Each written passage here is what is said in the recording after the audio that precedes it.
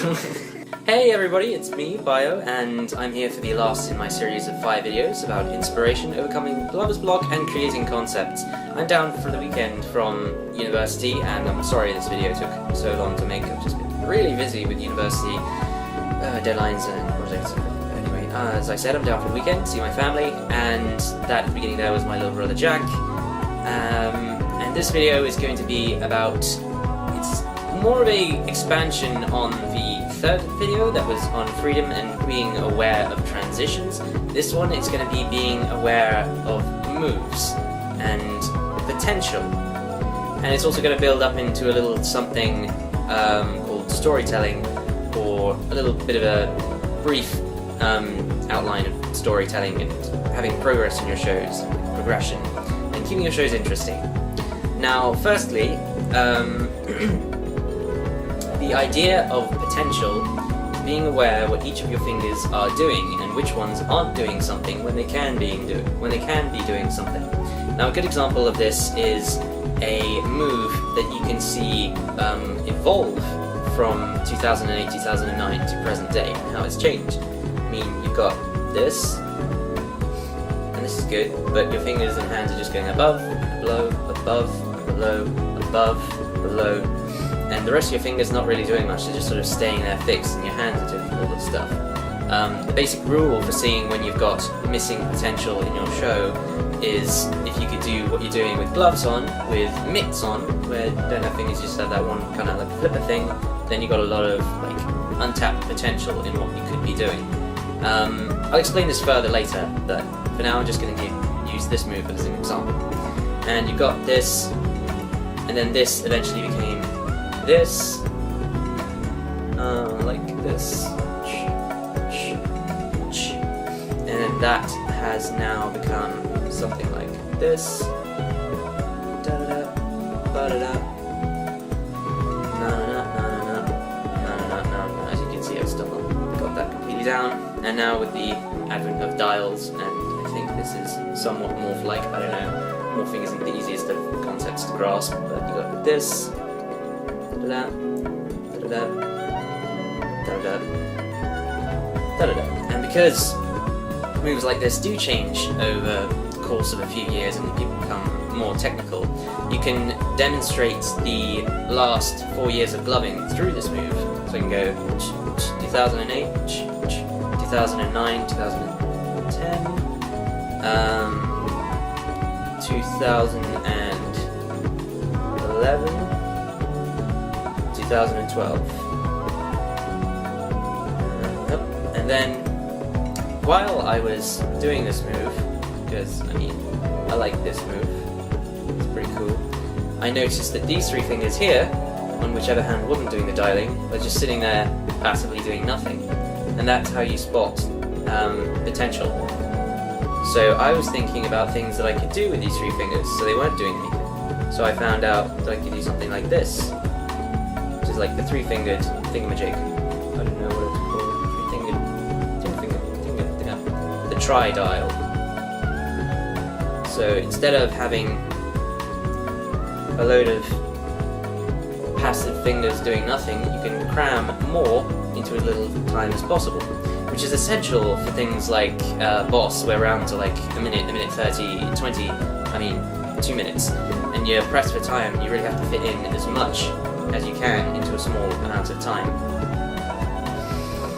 And another move in which there is a lot of untapped potential or lack of expansion is this one. This move has remained literally unchanged from, I could say maybe late 2009, early 2000? No, that's too late, but 2009 I think is when I started seeing a lot of this move. And people do it below sometimes, people do it above sometimes, they do it from the side, and I mean, it's all very good, but it remains, as I said, fairly unchanged. I mean, aside from the old dun dun dun dun dun dun dun that I've seen some people do. And so I was thinking about, in terms of potential, and instead of doing like all at once, you could do things like ring finger and lead finger and index finger and middle finger down only, or ring and pinky down only. You can alternate like that. You can do in pairs of 2. You can do it in pairs of 4. Oh, still very fresh. And you can do a lot more with this move than you originally thought. But people have just been doing it the same way since, and so there's a lot of untapped potential in that. So, but going to my point now, a lot of, well, I know I'm in no position to make, especially me, in no position to make sweeping generalizations of what new glovers tend to be doing, but what new glovers tend to be doing is that once they've mastered the basics like finger roll, whips, figure of 8s and whatnot, they tend to try and move on to the most difficult hard moves they can possible. Because, oh yeah, this move, it's the most difficult move I can find, I'll try and get it, this will get me as much respect as quickly as possible. People are going to have their minds blown, they're going to be sweeping their brains off the floor kind of attitude. And while that's good that people are trying to go for more and more difficult moves, people have been commenting things like the art of storytelling is slowly becoming less and less used or pulled upon. And that's because people, well not people, but some new glovers, they only have the advanced moves, so they go right for the top shelf of difficulty and technicality. So they can't do the sort of build-up that storytelling and progression requires. And so, like 2013 and some 2012 newer glovers are missing out on the kind of progression that older glovers have in their shows. Because older glovers can do things like the first moves that they learned, which were like do storytelling. So at the beginning they'll keep it simple, like, and they can do maybe in the middle of the show, and then at some point they can go like whatever. I don't know. I'm not good at this. But my point is that because newer glovers they go straight for the creme de la creme of technicality moves, they're losing the kind of build-up and contrast in the shows that some other glovers may have. And as a result, straight from the beginning, they'll go straight into dials, they'll go straight into digits, they'll go straight to Liquid King, Whip, Techno Wave, whatever these fresh kids are doing these days. Flowpack, dial, digit, whip, whatever. And because they're going straight for that, their shows are missing that kind of contrast from the beginning, and storytelling in the beginning everything's like simple. Whatever you want to do in the beginning. And then as soon as the drop comes, you can start to get all technical and whatever. Because they've used up all their technicality in their creme de la creme and they don't have the more basic stuff down. It's like skipping straight to the end of a story and not having any sort of beginning or middle. And so I think it's important that new glovers learn the basic moves and know that it's okay to do simple movements in the beginning and slowly build up to the more technical stuff that they're going for these days. Anyways, more about potential. I was talking about being aware of what each of your fingers are doing. So being aware when something more can be added to a move. When something is completely maxed out in terms of what your hands could be doing, then it's saturated and its ultimate, highest level of technicality. There is nothing more technical you could be doing in that kind of position with your hands. But when there are situations where your fingers aren't doing anything and you could be doing the moves that you just did while wearing oven mitts, then there's a lot of untapped potential. So this one I've already been through. I could give more examples. I could give more examples. For example, in tutting, there is a lot of untapped potential because it's more or less just your hands doing moves like this, when you could be doing things like.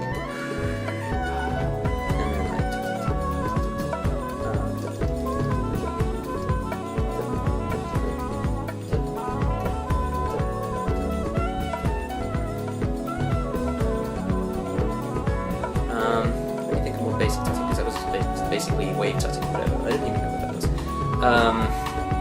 was. So you got the whole that's cool. What if you did something like... Basically, what I'm trying to highlight here is if you want to invent new moves, you can look at old moves in which your fingers aren't doing anything and boost that up by doing more things. So you got the old... Wait. What if you did like...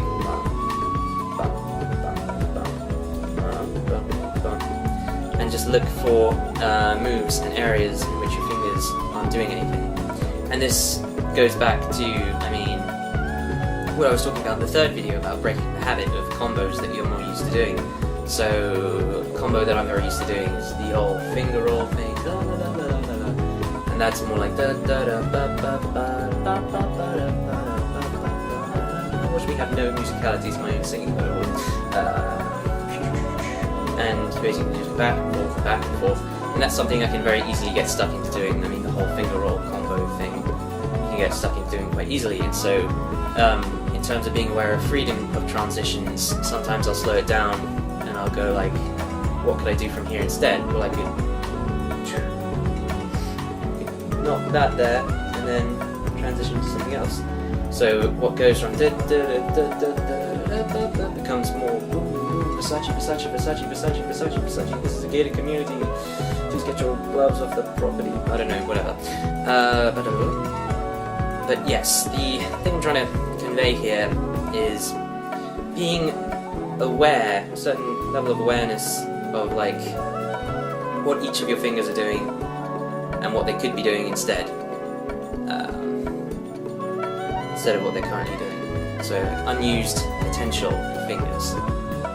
So in things like finger rolls, I mean, there's a lot of unused potentials because the whole thing is having your fingers do the same thing one after the other, slightly off. But with things with like tuts and other things we have, yeah, tuts is a good one because your fingers, most of the time, as I said, just sitting there doing nothing. I think that's more or less it. Be aware of your fingers, what they're doing, think about things, old things that could be expanded into new things, and another important thing is mixing disciplines, so mixing different areas of gloving with each other. So normally some areas of gloving don't like mix and play well together so well, but when you take knowledge and concepts from different disciplines in gloving and blend them together, you create lots of new stuff. And that's very important.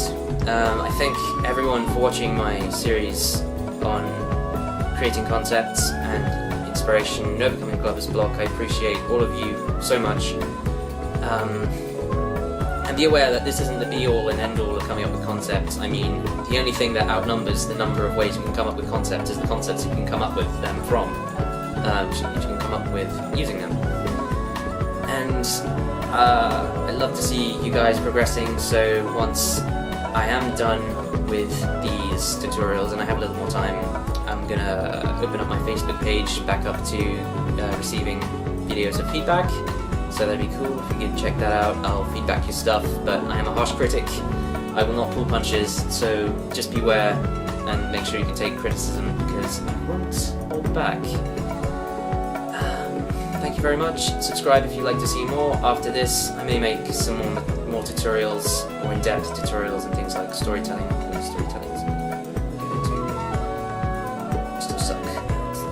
But yeah, I'm going to be making things, possibly tutorials on things like storytelling, musicality, and more abstract areas of gloving, which there isn't a lot of information for new people on, but they still feel like they want to make these things a part of their show, but you know, there's not a lot of information going around about it, because I remember when I was new to gloving, the one thing I wanted to do as soon as I've learned like finger rolls and finger eights and all that stuff was come up with my own moves, and so I looked up tutorials for that, and there wasn't any. There was just, you know, wave tuts and everything. I was very stubborn-minded. I was like, I don't want to do your move, I want to do my own move, I don't want to do that. So it took me a little time to progress. Thank you for watching. You can subscribe. I'll be doing more tutorials later, possibly some tribute videos as well, which I wanted to do those for a while. Yeah, I just want to say thank you for watching all of my tutorials. Bring pull in inspiration and ideas or concepts from as many sources as you can, mix concepts together, bish bash bosh, experiment, and have fun. More importantly, above all else in your shows, have fun. Remember that gloving isn't all about competition, it's not all about being the best, it's about enjoying what you do and having fun with your shows. Thank you, peace out.